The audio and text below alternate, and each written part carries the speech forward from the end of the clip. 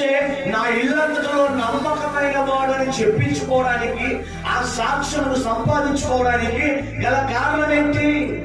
దేవుని స్తోత్రం, హల్లెలూయా. మోషే నమ్మకస్తుడిగా ఉండడానికి కారణం తెలుసుంటే, దేవుడు ఏదైతే చెప్తున్నాడో అది మోషే చేస్తున్నాడు. ఆమేన్, హల్లెలూయా. మోషే చెప్పండి, మోషేతో దేవుడు ఏదైతే చెప్తున్నాడో అది మోషే చేస్తున్నాడు. దేవుని స్తోత్రం, ఆమేన్. మొదట మోషే అన్నాడు, నా వల్ల కాదయ్యా, నేను నత్తివాడిని, నేను పాడలేను, నేను చెప్పలేను. ఆమేన్, హల్లెలూయా. నా వల్ల కాదు అన్నాడు. దేవుని స్తోత్రం, హల్లెలూయా. పిలిచేవాడిని నేను, ఏర్పరచుకున్న వాడిని నేను, బలపరిచేవాడిని నేను, నీకేది కొదువై ఉన్నా ఆ కొదువుని తీర్చేవాడిని నేను. ఇదిగో నీ అక్కర్లు ఎరగక మునిపే నీ అక్కర్లన్నీ కూడా ఎరిగిన దేవుడిని నేను. దేవుని స్తోత్రం, హల్లెలూయా. ఇంకా ఈ ప్రదేశానికి వెళ్ళి ప్రజలందరినీ కూడా విడిపించడానికి భయపడుతున్న వ్యక్తి మోషే అన్నాడు.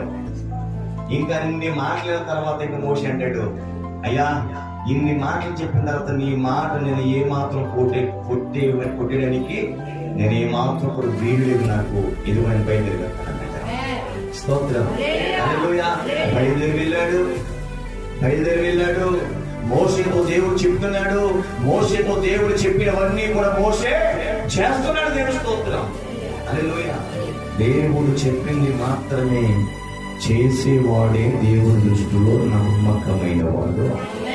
ఆమేన్. దేవుడు ఆ రోజు మోషేకి ఏది చెప్తే మోషే అది చేశాడు.